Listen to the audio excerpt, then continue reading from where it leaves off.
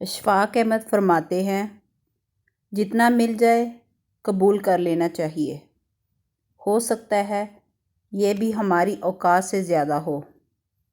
ہم تو گناہگار بندے ہیں۔ اس کا فضل تو ہر وقت ہمارے عیب چھپاتا ہے۔ کسی تعلق کو بچانے کے لیے 100 دلیلیں دینے سے بہتر ہے کہ دل پہ پتھر رکھ کے جانے والے کو خوشی خوشی رخصت کر دیا جائے۔ بابا جی کہتے ہیں، پتر، دل صاف نہ ہو تو ماتھے پر محراب نہیں، داغ ہوتا ہے۔ جب انسان اندر سے مر جائے تو وہ حد سے زیادہ خوش اخلاق ہو جاتا ہے۔ وہ آنکھیں جو زندگی کی راہوں کو روشن کرتی ہیں، دماغ کی نہیں بلکہ دل کی آنکھیں ہوتی ہیں۔ اگر دل اندھا ہو تو زندگی کی راہ تاریک رہے گی اور ساری عمر اندھیرے میں گزر جائے گی۔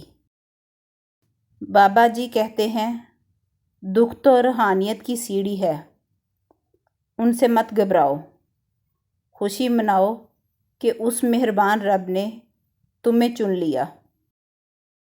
مسلمانوں کا ہر فرقہ ہی ایک دوسرے کو کافر کہتا ہے، بس ایک کافر ہی ہم سب کو مسلمان کہتا ہے۔ لفظوں کے دانت نہیں ہوتے مگر یہ کاٹ لیتے ہیں۔ کتنا ہی خوبصورت احساس ہے کہ جب ہم اللہ سے دل کی بات کہتے ہیں تو وہ سب جانتے ہوئے بھی ہماری بات سننا چاہتا ہے۔ دل دکھانے پر بھی جو شخص آپ سے شکایت تک نہ کرے، اس شخص سے زیادہ محبت آپ کو کوئی نہیں کر سکتا۔ محبت کسی کے لیے اپنی جان قربان کرنا نہیں ہے، کیونکہ یہ جان تو اللہ تعالیٰ کی امانت ہے۔